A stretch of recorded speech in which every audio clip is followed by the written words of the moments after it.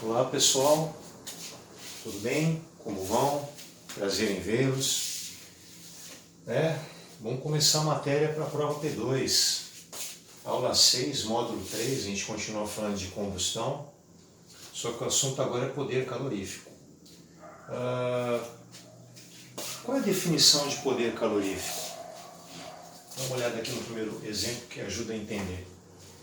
A quantidade de calor, aqui a gente está colocando quilocaloria, mas pode mudar, né? Pode ser quilojoule, pode ser caloria. No nosso material, para combustível sólido, líquido e gasoso, a gente vai usar sempre quilocaloria aí, tá bom? Os exercícios que a gente vai resolver.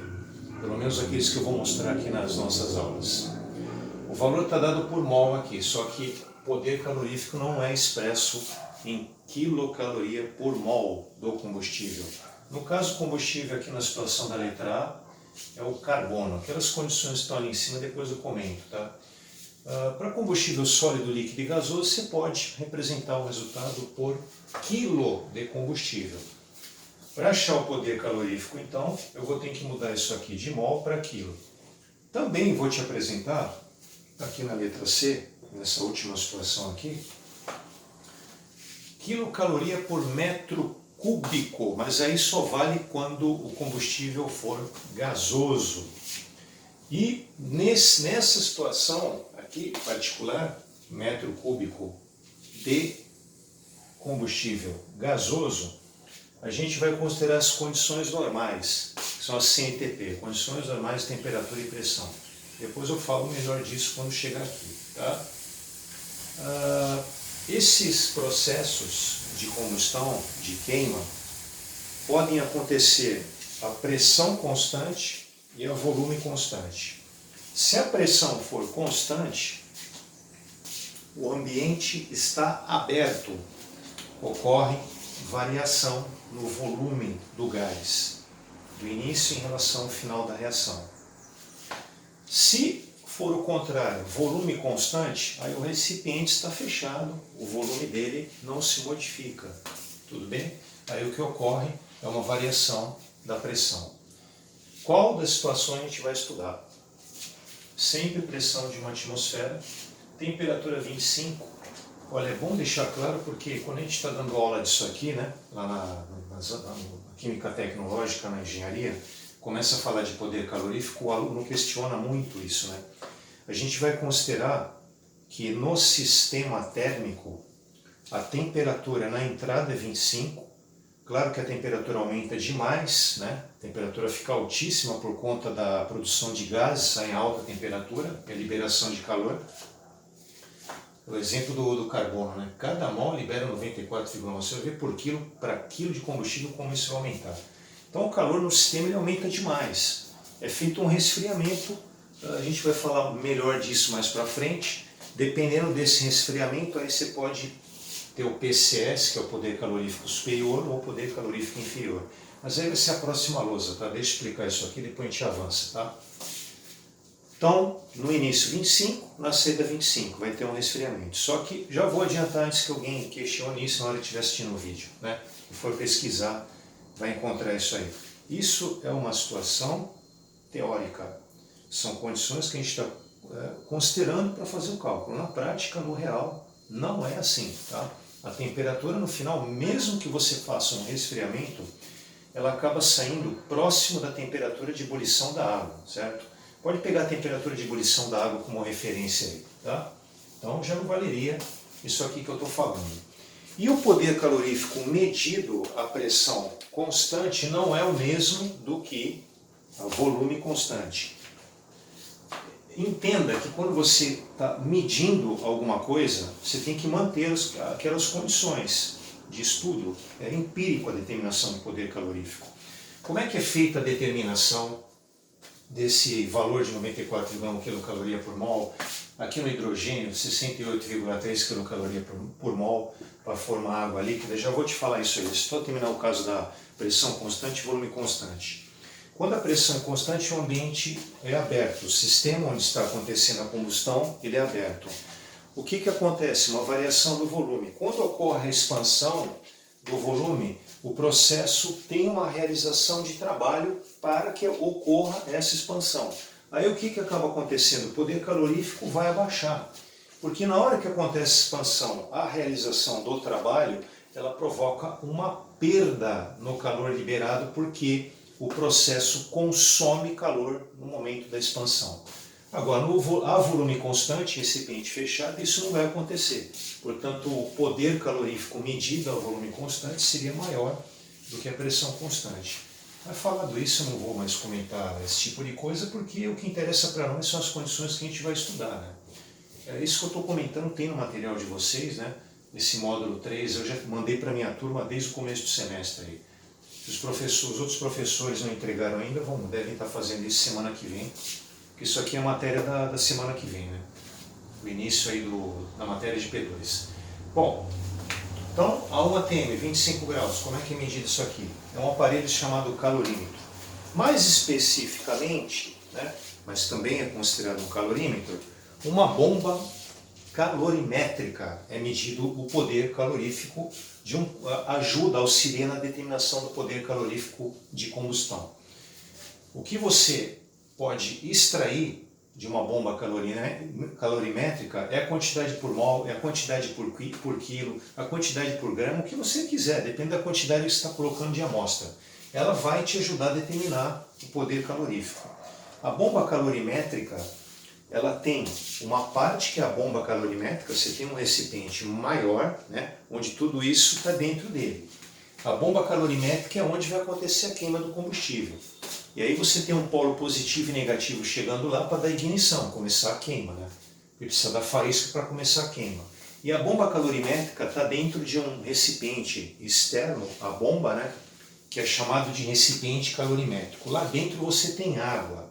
A medida, ela não é absoluta, ela não é feita diretamente, o poder calorífico não é medido diretamente no combustível, e sim pela variação térmica da temperatura da água. Como o processo libera calor, é natural que essa água receba calor e sofra uma elevação de temperatura.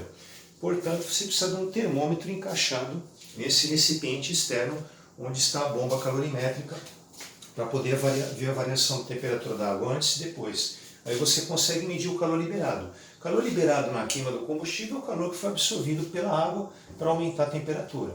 Aí com isso você consegue chegar no poder calorífico do combustível, né? Então é um calorímetro e tem que haver isolamento térmico para que o meio onde está acontecendo a queima do combustível não troque calor com o meio externo. Então por fora, entre o recipiente calorimétrico e as paredes externas, normalmente se coloca, forra-se, né, com isopor, pode ser outras coisas, mas é mais comum, mais barato é o isopor, né? Mas você pode usar melhor ainda, isola melhor ainda o poliuretano. Mas é impossível assim que você consiga uma exatidão de 100% nessa medida. Você tenta evitar a perda de calor entre o ambiente interno, lá dentro do calorímetro, em relação ao externo, mas você não consegue 100% de exatidão. Mas dá para chegar bem próximo disso, a medida passa a ser confiável. Bom, como é que agora que eu dei ideia para vocês de onde vêm esses números, como é que eu consigo o poder calorífico do carbono nessa reação aqui? Bom, eu sei que cada mol dele, na queima do carbono, o calor liberado é 94,1 quilocalorias por mol. Aí eu disse que combustíveis a pouco, sólidos, líquidos, gasosos, podem ser expressos em quilocaloria por quilo de combustível, que é o mais comum nos exercícios que a gente tem no material que enviou para vocês, ou alguns professores ainda vão enviar. Posso falar que eu já enviei. E é o mais comum, então, aparecer no material de vocês por quilo de combustível. Então a gente vai adotar essa linha aqui na explicação. Aqui você tem que conhecer a massa molar do carbono, né? Tabela periódica, é 12. Por que você está fazendo isso? Para poder me livrar do mol. Eu quero passar na parte de baixo para quilo, na parte de cima vai continuar quilocaloria. Para me livrar do grama e ficar com quilo aqui embaixo, o que eu vou fazer? 1 quilo tem 1000 gramas, certo? 1 quilo tem 1000 gramas. Aí eu consigo cortar gramas com grama. Então aqui o que você vai fazer na calculadora é 94,1 vezes 1000, e aí o que der divide por 2. Repara que vai te sobrar quilocaloria por quilo.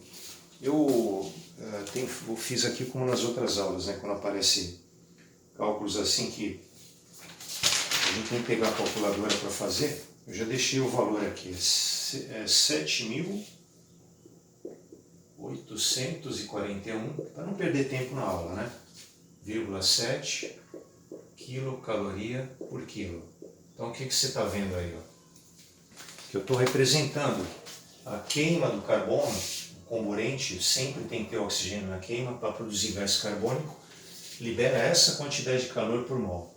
Agora, o calor liberado por quilo de carbono é 7.841,7. Tudo bem? 7.841,7. Agora vamos para o próximo aí. Hidrogênio.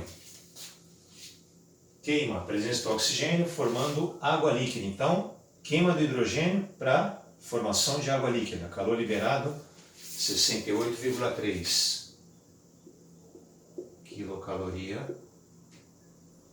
por mol. A massa molar do hidrogênio, cada hidrogênio vale 1. Como são 2 hidrogênios, 2 gramas por mol, né? Então coloca-se aqui em cima 1 mol, aqui embaixo 2 gramas, e a mesma coisa que a gente fez aqui em cima, né? 1000 gramas, embaixo 1 quilo. Para que você consiga representar o calor liberado na queima do combustível em quilocaloria por quilo de combustível. Aí corta mol com mol, corta grama com grama, aí sobra quilocaloria por grama, por quilo. 68,3 vezes 1000 dividido por 2. Isso aí vai dar 34.150. 34.150 quilocalorias por quilo de combustível. Tudo bem? Beleza, agora vamos para o próximo. Vou pegar, você está colocando hidrogênio de novo, só que agora estou transformando em água no estado vapor. Ah, por que mudou? Por que abaixou? Porque a água no estado vapor, a gente fala que tem mais entalpia. O que é entalpia? Energia armazenada na substância. Para você transformar água líquida em água no estado vapor, você vai ter que aquecer, cara. Ou transformar água no estado de vapor para água no estado líquido, vai ter que ter perda de calor, né? Por isso que o calor liberado vai ser menor, tudo bem? Então o valor para formar água no estado de vapor, o valor liberado, a energia liberada é menor do que no estado líquido, porque para formar água no estado de vapor requer mais energia, então não sobra tanto. Bom, primeiro eu vou representar por quilo de combustível, aí depois eu te falo como é um gás, né? Aquela situação de representar por metro cúbico de gás, nas condições normais, tudo bem? Aí é uma situação específica, aí você não vai poder ficar olhando isso aqui, tá? Senão você não vai entender o que eu vou falar. Bom, vamos lá. 57,8 quilocal por mol. Aí cada mol tem 2 gramas. Mesma coisa que eu fiz aqui em cima, né? 1000 gramas. E aqui embaixo 1 quilo. Aí você corta de novo lá, gramas com gramas, mol com mol, e sobra quilocaloria por quilo de combustível. 57,8 vezes 1000 dividido por 2. Vou virar a folha que isso aqui já está atrás. 28.900. 28.900 quilocaloria por quilo de combustível. Beleza? Então está aí o poder calorífico do hidrogênio na transformação de água no estado vapor, e aqui em cima o poder calorífico do hidrogênio na transformação de água no estado líquido. Os dois representados em quilocaloria por quilo. Isso que eu vou fazer agora eu poderia ter feito aqui em cima, tá? Que eu vou fazer uma vez só. Então eu vou escrever de novo aí 56, eu vou dar uma baixada aqui, vai ficar muito próximo, eu estou com espaço aqui. Poder calorífico do hidrogênio. Então vamos lá, vamos escrever aí 57,8 quilocaloria por mol. Como eu quero volume agora, eu não vou colocar 1 mol para 2 gramas. Eu vou colocar isso aqui, ó. 1 mol para 22,4. Tirar o apagador daqui que está me atrapalhando. NL. Tá? O duro é que eu estou sem espaço aqui. Depois eu te falo melhor disso, tá? Isso aqui, vou só falar, mas depois eu dou uma detalhada quando eu apagar a luz, tá? Não vou avançar a matéria sem te apresentar isso. Qual é a leitura desse N? Condições normais de temperatura e pressão. Ou só a condição normal, tá? E o L é líquido, ou perdão, litro. O 22,4 tem a ver com esse N, um valor fixo, tá? O que significa isso? Que nas condições normais, qualquer gás, 1 mol de qualquer gás, se a quantidade for 1 mol, o volume ocupado vai ser 22,4. Isso é uma coisa que vale a pena decorar, né? Mas depois eu detalho melhor isso aí. Eu disse que a representação vai ser em metro cúbico, então aqui embaixo vai poder ficar litro, né? Então o que eu faço aqui, ó? Coloco 1 metro cúbico, 1 metro cúbico tem 1000 litros. Aí você consegue se livrar de L com L, consegue se livrar de mol com mol, e sobra o quê? Quilocal N metro cúbico. Então o que você tem que fazer na calculadora? 57,8 vezes 1000 dividido por 22,4. 2.580,4. 2.580,4 quilocalorias N metro cúbico. Vamos falar melhor desse N agora? Vamos? Vamos explicar melhor isso aí. Vamos sair da frente aqui, né?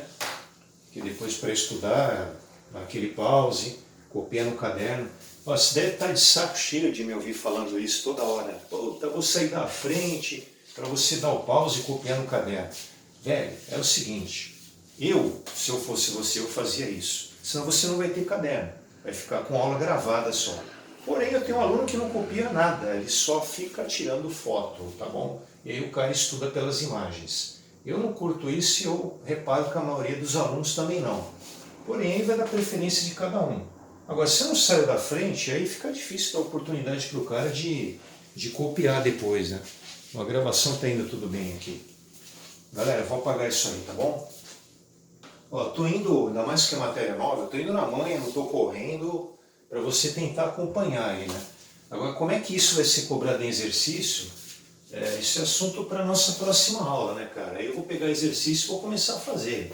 Aqui a ideia hoje, eu não vou resolver exercício, eu estou te explicando o que é poder calorífico, né? Te mostrei o que é poder calorífico. Agora eu vou falar em poder calorífico superior e inferior, mas antes eu quero dar uma reforçada nesse tal do M aqui, né? Então fica uma coisa meio jogada, meio vomitada para vocês, não fica legal. Eu estava pensando ontem aqui em casa, né, porque é uma noia total, né, velho? É um negócio impressionante, né? Eu acho que eu já falei isso, desculpa falar de novo. Eu estou saindo 2 vezes por dia, pelo menos. 30 minutos passear com o meu cachorro de manhã e 30 minutos, quando acabar essa aula aqui, eu vou dar uma volta com ele, né? Aí eu vou voltar para gravar a aula de resolução de exercício desse assunto que a gente está começando hoje. Outras saídas que eu dou, essa faz tempo que eu não dou, deve fazer aí mais de uma semana, fui no Carrefour. A padaria foi mais recente, hoje é quinta-feira, eu acho, eu fui na padaria, fui ontem na padaria, é um negócio incrível. Então, o teu lar é o teu mundo agora, né?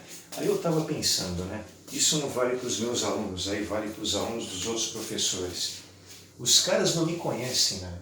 Eu não sei se com os outros professores tem alguém que me conhece, talvez tenha até algum ex-aluno de outros cursos aí, ensino médio, por exemplo, que eu trabalho no colégio também. Ou o cara me conhece de vista. Quando o cara me vê passar, o cara vai falar assim, puta, o cara do vídeo lá. Pô, ele mesmo, finalmente agora eu tô vendo o cara pessoalmente, né? Fazer o quê? Mas está me conhecendo primeiro por vídeo aula. A vida é assim. Bom, eu prometi que ia te explicar o N, né? N é de normal. Tá. O que é normal aí? N vem da palavra normal, certo? Aqui, ó, começa com letra N. Agora, o que significa isso? Condições normais de temperatura e pressão.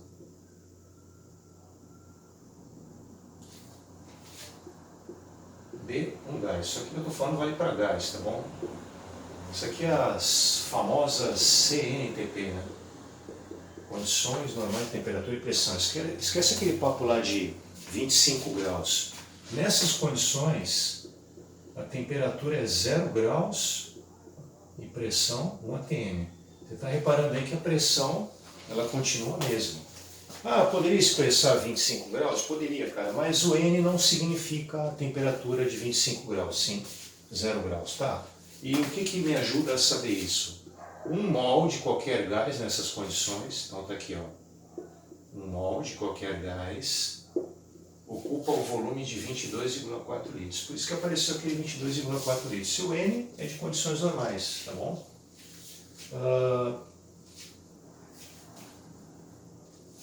Por que qualquer gás? O volume ocupado por um gás depende da temperatura e da pressão, não da natureza do gás, tá? Bom, acho que tá bom isso aí. Agora vamos começar a falar de PCS e PCI. PCS e PCI. Não vou escrever aqui na lousa porque isso tem no material de vocês. Como eu sempre tenho dito, tem que abrir o material, né, para acompanhar a aula, é o ideal. Poder calorífico superior, poder calorífico inferior. Vou explicar a diferença, mas já vou adiantar. Esse é o que é utilizado na prática, porque esse aqui chega na realidade das coisas. O outro é teórico, tudo bem? Apesar da literatura te mostrar os dois, o mais importante na prática é o segundo. A diferença entre os dois está relacionada com aquilo que a gente tem que tomar em todo dia, água. Inclusive, se no processo de combustão não há formação de água, não há água na composição do combustível, o PCS e o PCI têm o mesmo valor. Nesse aqui, você considera, claro que eu vou te explicar por quê, o calor de condensação da água. Para quem não lembra, condensação é a transformação do estado gasoso para o estado líquido. Esse aqui não considera calor de condensação da água. Mas não adianta só escrever isso aqui, né, velho? Se você tem água, o PCS vai ser maior que o PCI. Ah, por que vai ser maior? Vou começar a te explicar isso aí.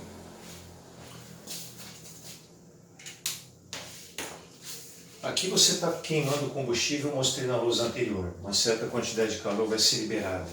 Quando você tem água no processo, umidade no combustível, ou se forma água, tem água na câmara de combustão. Lembra aquela história? Entra a 25 graus, sai a 25 graus. Lembra disso aí? O resfriamento, que é o que a gente vai considerar. A água, ela vai sair no estado líquido. Está entrando no estado líquido, saindo no estado líquido. A 25 graus a água está no estado líquido. Ou seja, ela não está saindo vaporizada. E o que isso faz diferença? Quando ela passa da fase líquida para a fase vapor, fase gasosa, a água absorve calor que está sendo gerado na queima do combustível. Ou seja, menos energia disponível no sistema térmico. Um sistema desse é usado para quê?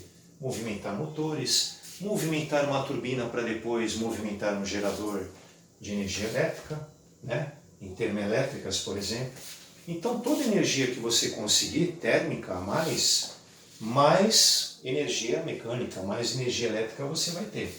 Então, se você faz o resfriamento, você está evitando essa perda de calor. Agora aqui, esse resfriamento não é feito ao ponto de evitar a condensação ou a vaporização da água. Então você perde o calor de condensação da água, certo? Ela sai condensada, você não está perdendo esse calor de água que vai se vaporizar. Por isso que o PCI é menor. Por isso que o poder calorífico de combustão é a quantidade de calor do combustível considerando o calor, isso se tiver água, né, cara? Toma cuidado, já falei disso. O calor de condensação da água. E o poder calorífico inferior? É o poder calorífico do combustível, não considerando o calor de condensação da água.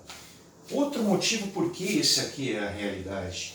Acontece o resfriamento, mas não como a gente considera no PCS na prática. Porra, entra 25, sai 25. Cara, o calor, quando acontece a queima do combustível no sistema térmico, o calor fica altíssimo lá. Mesmo com resfriamento, o que normalmente eles fazem é uma temperatura, como eu te falei, próxima da temperatura. Aliás, você tem que considerar isso no PCI, tá?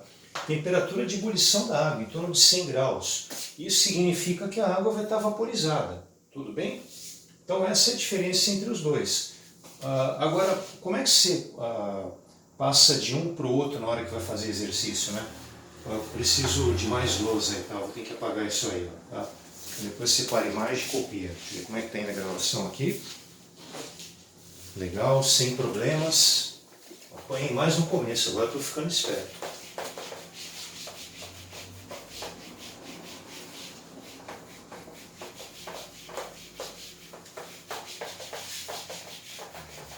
Vamos lá. Como é que eu, a partir do PCS, determino o PCI? Tem a ver com essa história da água aí, tá?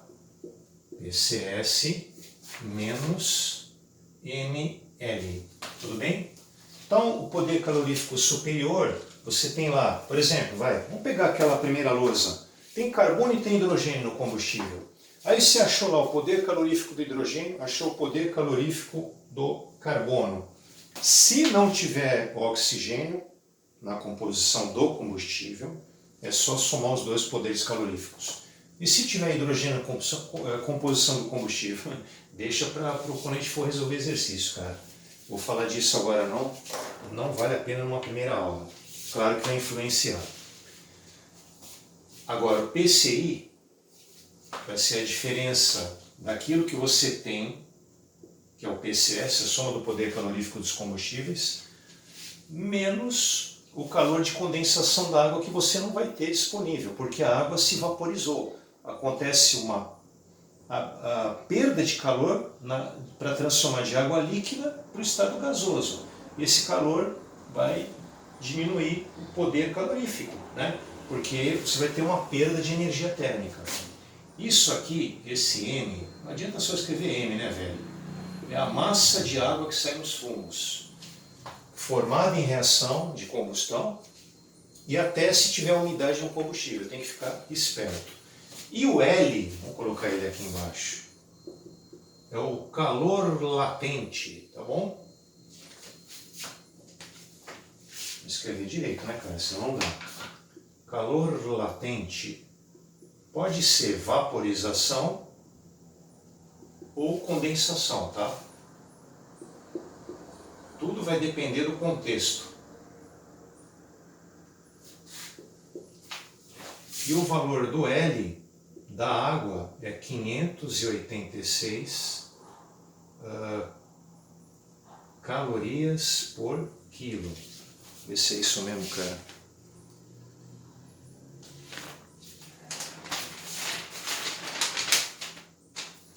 Isso aí é uma decoreba danada, é isso mesmo. Quilocaloria por quilo. Não é caloria, não.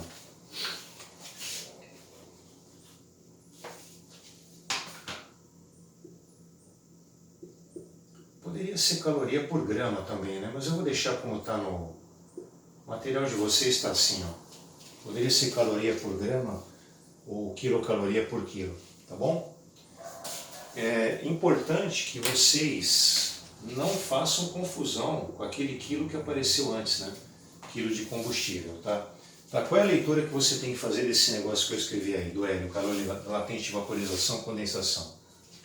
Se for de vaporização, 1 kg de água, para passar do estado líquido para o estado vapor, tem que absorver calor. Tem que absorver 586 quilocalorias. 1 kg de água. Se for calor de condensação, aí o contrário. 1 kg de água no estado vapor, para se transformar em 1 kg de água no estado líquido, tem que perder 576 quilocalorias. Nos nossos exercícios, a gente vai trabalhar com esse aqui, né? Calor latente e vaporização. Se eu não me engano, é isso aí que vai ser dado, tá bom? Aí quando a gente for resolver exercício aí a gente vê direitinho isso aí, tá bom? Porque eu vou precisar dar isso aí para vocês para poder resolver as questões. Eu acho que por enquanto aqui a introdução teórica é isso aí que eu queria passar. Aí na próxima aula a gente começa a resolver exercício, tá bom? Então é isso aí, o PCI e o PCS. Ó. Aí você tem como determinar isso aqui, né? A gente vai mostrar. Aí o L é dado, e aí você consegue achar o PCE subtraindo o PCS menos M, que é a massa de água nos fumos, menos o calor latente de vaporização, tá bom? Por que eu estou colocando vaporização, né? Porque na hora que você vai subtrair o PCS para achar o PCI, você está considerando que a água ela não se manteve no estado líquido, ela está passando para o estado vapor, para o estado gasoso. Então você perde esse calor, não fica calor disponível para o processo. Então por isso que eu estou comentando aí que na hora que der exercício é calor latente e vaporização, né? Que é o calor absorvido pela água para se transformar de líquido para vapor. 1 kg de água transformada do estado líquido para o estado vapor. Tá bom? Beleza, pessoal? Valeu, obrigado. Eu espero que vocês tenham entendido aí poder calorífico superior, inferior, condições normais, um pouquinho da ideia de como que é obtido o valor do PCS, do poder calorífico, né, na prática. E aí as próximas aulas desse assunto aí vão ser exercícios para determinar o PCS e o PCI. Aí tem mais detalhes para falar, principalmente sobre hidrogênio, né? Mas a gente fala quando resolver exercício. Tá bom, pessoal? Valeu, obrigado. Até a próxima aula.